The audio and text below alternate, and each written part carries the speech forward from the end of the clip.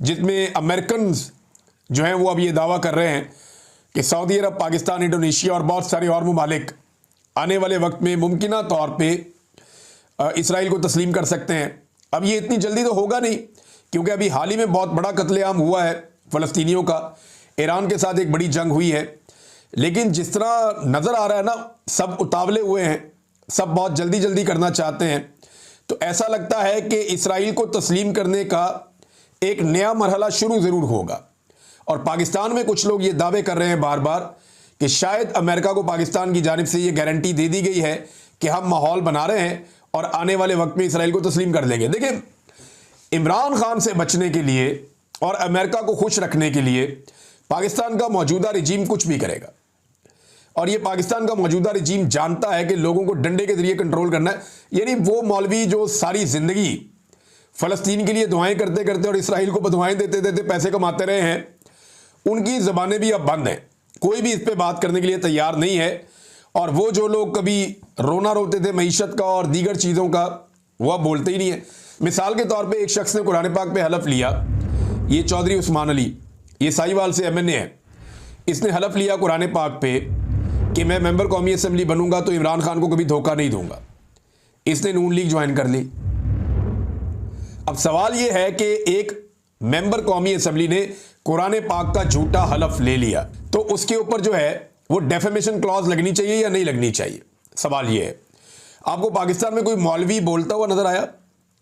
किसी मौलवी ने कहा हुआ कि भाई ये MNA जो है इसने कुरान पाक का झूठा हलफ लिया है, ये दायरा इस्लाम से खारिज हो गया? किसी ने ये कहा आपको? या किसी ने ये कहा कि इसने कुरान पाक का झूठा हलफ लिया, इसे तौबा करनी चाहिए? या किसी ने ये कहा आपको कि इसने कुरान पाक का झूठा हलफ लिया, इसने गलत काम किया, इसको सजा मिलनी चाहिए, इसके ऊपर मुकदमा होना चाहिए? किसी ने नहीं कहा। वजह यह है कि इस आदमी ने वही किया जो इसको एस्टेब्लिशमेंट ने कहा है। इस वक्त पाकिस्तान के ज़्यादातर मौलवी एस्टेब्लिशमेंट के नरगे में है, ज़्यादातर मौलवी एस्टेब्लिशमेंट के कंट्रोल में है, और एस्टेब्लिशमेंट जो भी कार्रवाई करवाती है ये मौलवी उसके ऊपर बोलते नहीं है। चौधरी उस्मान अली के घर के बाहर से हसनैन रफीक साहब है, नया पाकिस्तान वाले हमारे दोस्त, उन्होंने वहाँ से उसके पोल खोले, जाके वहाँ कैमरा निकाला और लोगों से पूछना शुरू कर दिया। लोगों ने कहा हम तो इसको जानते ही नहीं है, हम तो इमरान खान को जानते हैं, हमने इमरान खान के नाम पे वोट दिया था, इसको तो कभी हम काउंसलर भी ना बनाए, ये कहाँ से MNA बन गया? और इसने कुरान पाक पे हलफ लिया था, तब हमने इसको वोट दिया था कि ये इमरान खान का साथ नहीं छोड़ेगा। लोगों ने वो बुरा भला कहा, वो मट्टी पलीत की है कि ऐसा लगता है कि ये शख्स आइंदा कभी इलेक्शन जीत नहीं पाएगा। शायद इसको एस्टेब्लिशमेंट ने कोई आसरा दिया हुआ है, या पता नहीं, हो सकता है इसकी एस्टेब्लिशमेंट के पास कोई कमजोरी हो जिस वजह से ये काबू आ गया हो। बहरहाल ये बंदा, लोग कह रहे हैं जी काउंसलर भी नहीं बन सकता, हमने खान को वोट दिया था, इसको वोट नहीं दिया था। कुछ लोग तो कह रहे थे ये इस्लाम से ही खारिज हो गया, अब ये किस मुंह से अपने हल्के में आएगा, ये तो आइंदा वोट मांग ही नहीं सकता। फिर कुछ लोग ये भी कह रहे थे कि इसने इमरान खान को बाद में धोखा दिया, पहले इसने अपने ईमान को धोखा दिया, इसने कुरान पाक पे हलफ लेकर उस हलफ को तोड़ा है। लोग बहुत गुस्से में थे, मैंने वो वीडियो देखी। तो ये लोग अपनी सियासत कैसे बचाएंगे, या चलें एस्टेब्लिशमेंट इनको इक्तदार में कैसे लाएगी दोबारा? ये जो चौधरी उस्मान अली है, इसने कुरान पाक पे हलफ लेके तोड़ दिया। अब पाकिस्तान की मिलिट्री एस्टेब्लिशमेंट अगर इसको इलेक्शन जितवाना चाहे तो कैसे जितवाएगी? साहिवाल के लोग इसको कैसे वोट डालेंगे? यही हो सकता है ना कि वैसे ही इसका हाथ खड़ा कर दें, जनाब ये आज के बाद MNA है, या चलो इसको सेनेटर बना दो या कुछ और बना दो। यही हो सकता है ना। अवामी वोट से तो ये आदमी अब कभी भी इलेक्शन नहीं जीत सकता उस हल्के से, जहां इसने कुरान पाक का हलफ तोड़ा और लोगों के साथ धोखा किया। लोग तो इसको वोट नहीं डालेंगे, इसको तो नून लीग वाले भी वोट नहीं डालेंगे जिस जमात में ये चला गया। वो ये कहेंगे भाई जिसने कुरान पाक पे हलफ तोड़ा वो दोबारा तोड़ देगा। जो कुरान पाक का हलफ तोड़ सकता है वो हमारे साथ भी बेवफाई करेगा। ये आदमी किसी का वफादार हो ही नहीं सकता, लोग ये कहेंगे। और मौलवियों की खामोशी बड़ी मजेदार है, वो तो बोल ही नहीं रहे। नाज़रीन, आदाद-ओ-शुमार के मुताबिक इस हुकूमत ने कर्जों में रिकॉर्ड इजाफा कर दिया है। इमरान खान साहब के दौरे हुकूमत में जो सालाना कर्जे की शरह थी लगभग 5,000 अरब, हर महीने वो कर्जा लेते थे, ऑलमोस्ट इतना ही बनता था।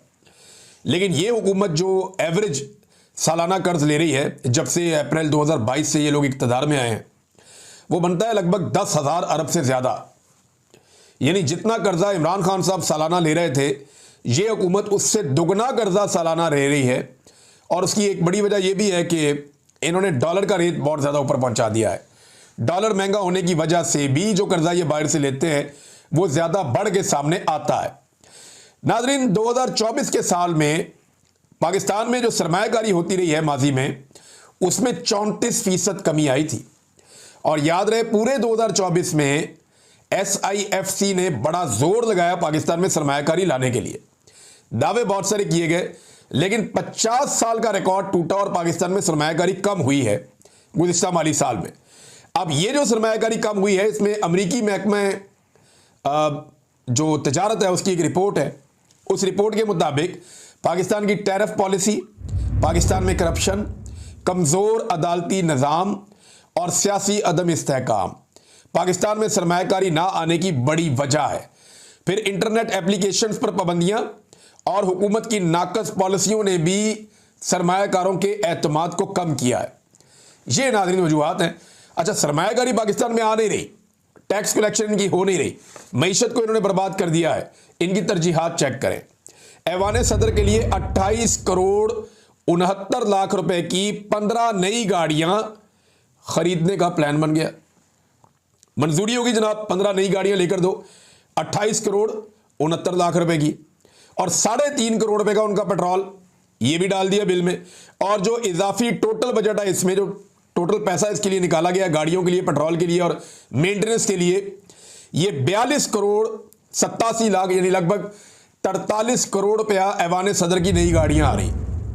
आप अंदाजा करें कि गाड़ियों पे 43 करोड़ रुपया ये खर्च कर रहे हैं। इस हुकूमत ने हुकूमती अखराजात में 20% इजाफा कर दिया है। पाकिस्तान की मईशत को बर्बाद करके इन्होंने अपने अखराजात में 20% इजाफा कर दिया है। अब इन्हें नई गाड़ियां चाहिए। लुटी हुई अवाम, पिटी हुई अवाम, जिसकी मईशत तबाह कर दी, वो अवाम, जिस अवाम को महंगाई की चक्की में पीस दिया, उस अवाम का खून निचोड़ कर ये लोग अपने लिए गाड़ियां ले रहे हैं, अपने अखराजात में इजाफा कर रहे हैं। शहबाज शरीफ साहब कभी स्विमिंग पूल सेट करवाते हैं, कभी ऐवान वज़ीर आज़म में कुछ और काम करवाते हैं, कभी नई गाड़ियां लेते हैं, कभी अपने वुज़रा की तनख्वाहें बढ़ाते हैं, कभी स्पीकर और चेयरमैन सेनेट उनकी तनख्वाहें कई गुना बढ़ा देते हैं। तो ये सारे अल्ले तल्ले इनके चल रहे हैं और इस बीच में आम आदमी पिसता चला जा रहा है। नाज़रीन, पंजाब हुकूमत का जो पूरा मनसूबा वो तकरीबन नाकाम ही होता जा रहा है। तीसरा अस्पताल सरकार को वापस हो गया। अब तक की इतला के मुताबिक ये मोहम्मद उमैर साहब ने खबर दी है। आउटसोर्सिंग शुरू होते ही नाकामी का शिकार हो गई, रिवर्स हो गई। तीसरा अस्पताल सरकार को वापस लेना पड़ गया, मुजफ्फरगढ़, ओकाड़ा और सियालकोट। और अब ये जो लेटर आया है फाइनली, एक और ये लेटर आ गया है जनाब सियालकोट से। तो ये अब अस्पताल वापस हो रहे हैं, ये चलाने के काबिल नहीं है जहां ये दिए जा रहे हैं। महकमा सेहत का इन्होंने बेड़ा ही गर्क करके रख दिया है। इमरान खान की जो पॉलिसी थी उससे इनहराफ करके, उससे भाग के इन्होंने हर चीज़ तबाह बर्बाद कर दी है।